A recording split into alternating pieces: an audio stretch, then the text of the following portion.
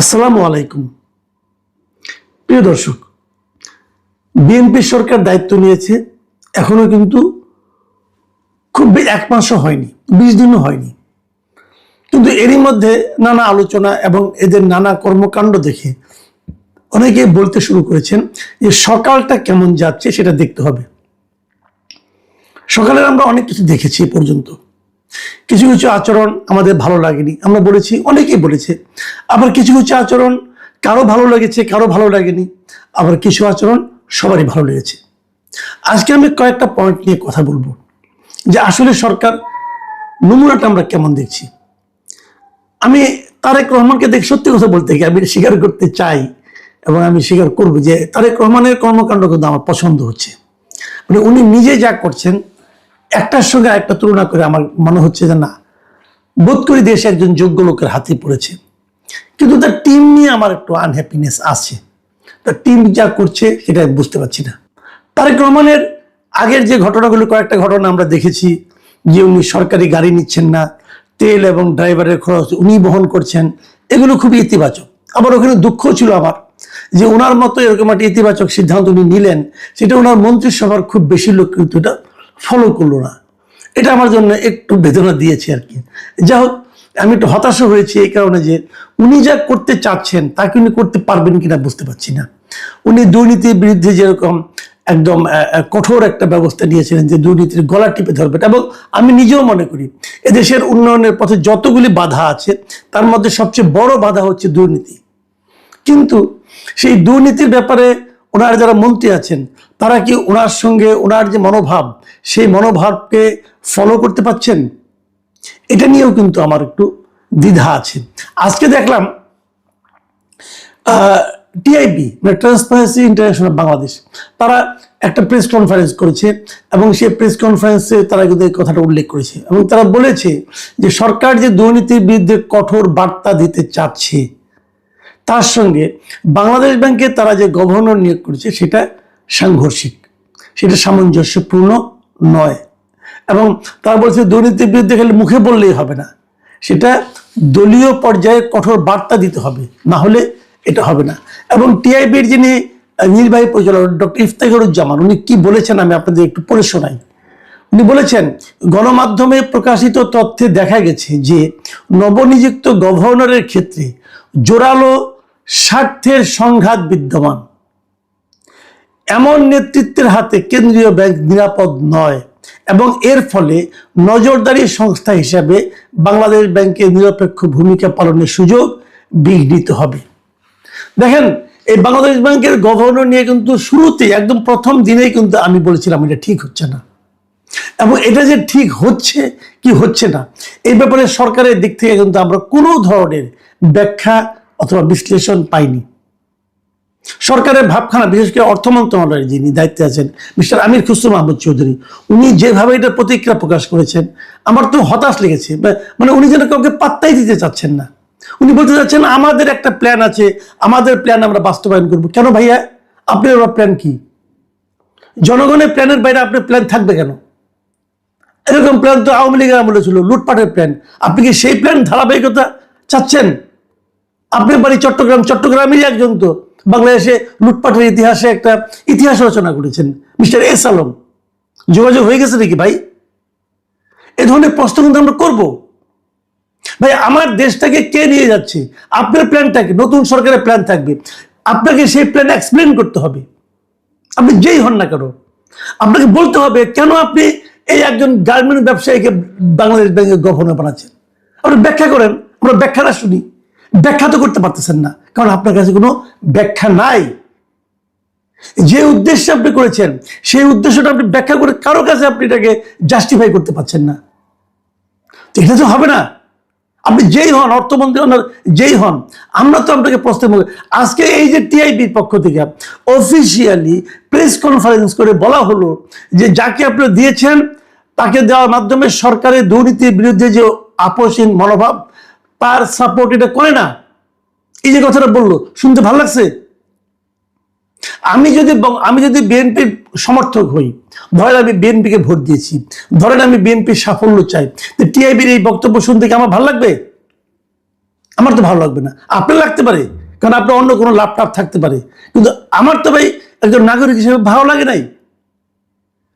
আমরা তো 15 দিনের মাথায় এসে নিয়ে এই ধরনের বিতর্কিত কর্মকাণ্ড হোক, এটা তো ভাই আমরা চাইবো না। আমি বিএনপির যারা নাকি শীর্ষ নেতৃবৃন্দ আছেন তাদের কাছে বলবো, ভাই এমন কিছু প্লিজ করবেন না যে জিনিসটা আপনারা ব্যাখ্যা করতে পারবেন না। আর যদি এটা নিয়ে প্রশ্ন ওঠে, আপনাদের দায়িত্ব হবে সেটা আপনারা কেন করছেন সেই জিনিসটা জনগণের সামনে এক্সপ্লেইন করা। আপনারা ব্যাখ্যা করে প্রমাণ করেন যে আপনারা ভালো কাজ করেছেন। এই যে এত প্রশ্ন উঠছে, আপনারা কি মনে করছেন প্রশ্ন উত্তর দিবেন না আর আপনার হয়ে যাবে? ভাই এত স্বরাষ্ট্র আপনি পান নাই, ভোটে পাস করেছেন, 2/3 আসন পেয়েছেন, তার মানে এই না আপনাদের কোনো কথা নিয়ে আমরা প্রশ্ন করতে পারবো না। আপনাদের যে শীর্ষ নেতা তার দিকে খেয়াল করেন, দেখেন ওই ভদ্রলোক কি করতেছে, তাকানোর দিকে। নিজেরা তো একটা গাড়ির মায়া ছাড়তে পারেন নাই, বড় বড় কথা বলেন, এটা চলবে না।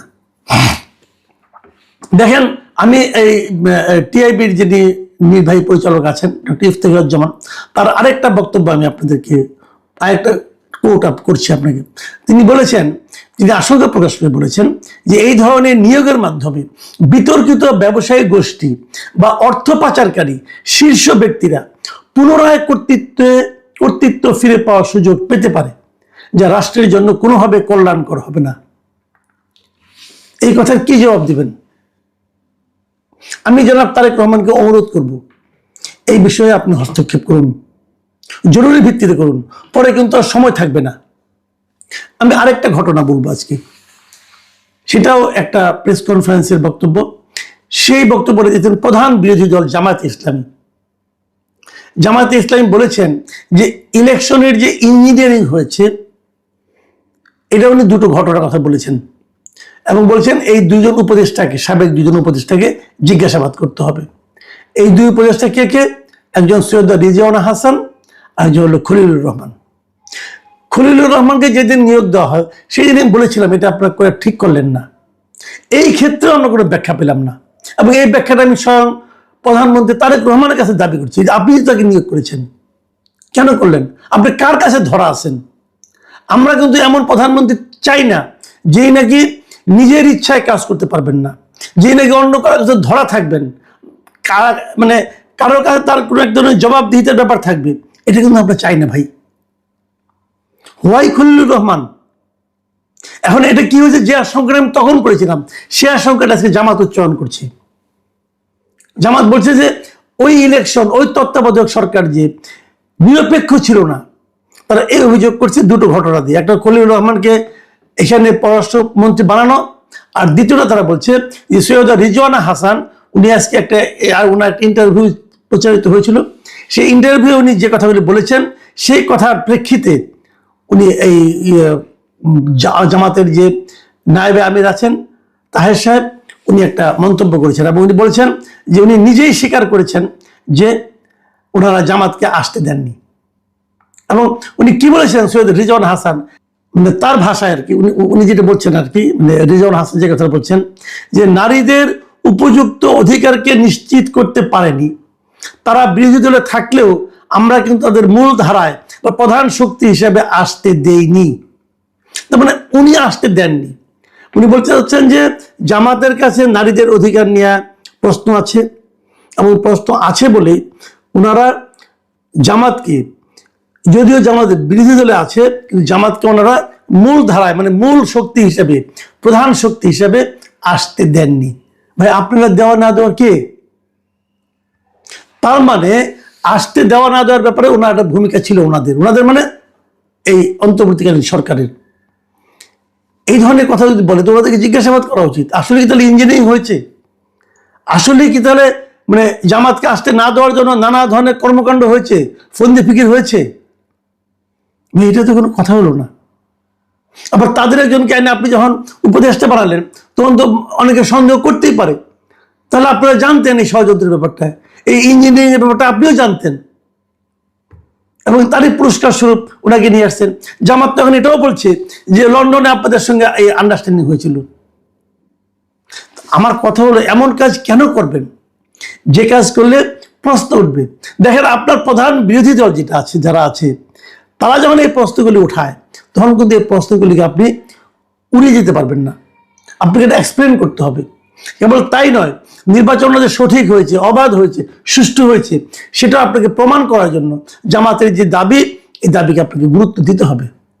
কতটুকু পারবেন আমি জানি না, কিন্তু আমি মনে করি যে আপনারা একটা ভিন্ন ধরনের শাসন কায়েম করার চেষ্টা করছেন। আমি যেমন আজকে যে ঘটনাটা ঘটলো, আজকে তো খুব ইন্টারেস্টিং একটা ঘটনা ঘটছে। সরকার একটা প্রজ্ঞাপন জারি করেছে, এই যে আমাদের জন প্রধানমন্ত্রী অথবা সরকার প্রধান যখন বিদেশে যান, বিদেশ থেকে আসেন, তখন আমরা দেখি কি যে এয়ারপোর্টে সব মন্ত্রীরা লাইন ধরে দাঁড়ায় থাকে, উনি সবার মাঝখান দিয়ে হেঁটে হেঁটে যান, আবার ফেরার সময় সবগুলি দাঁড়ায় থাকে, সবাই হেঁটে হেঁটে আসে। মানে সকল মন্ত্রীদের পৃথিবীর সবচেয়ে কঠিন কাজ হলো, সবচেয়ে গুরুত্বপূর্ণ কাজ হলো প্রধানমন্ত্রীকে বিদায় দেওয়া এবং তাকে স্বাগত জানানো।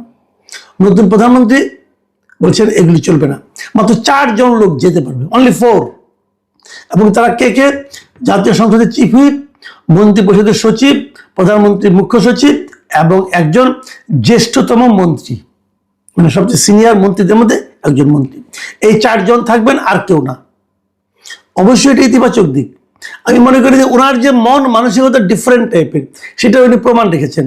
আপনি এদিকে যখন প্রমাণ রাখছেন, তখন যে সমস্ত প্রশ্ন উঠছে, সেই প্রশ্নগুলির জবাব দেওয়াটাও কিন্তু আপনার দায়িত্বের মধ্যে পড়ে। এবং আমাদের এই জবাবদিহিতা, আমি মনে করি এই সরকার জবাবদিহিমূলক হবে এবং এই সরকার এই প্র্যাকটিসটাও চালু করবে।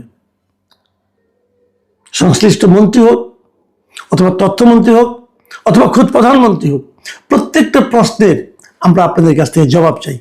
আপনারা জবাব দিন, যুক্তিগ্রাহ্য হলে আমরা মেনে নেব, নাহলে আমরা পাল্টা যুক্তির কথা বলবো।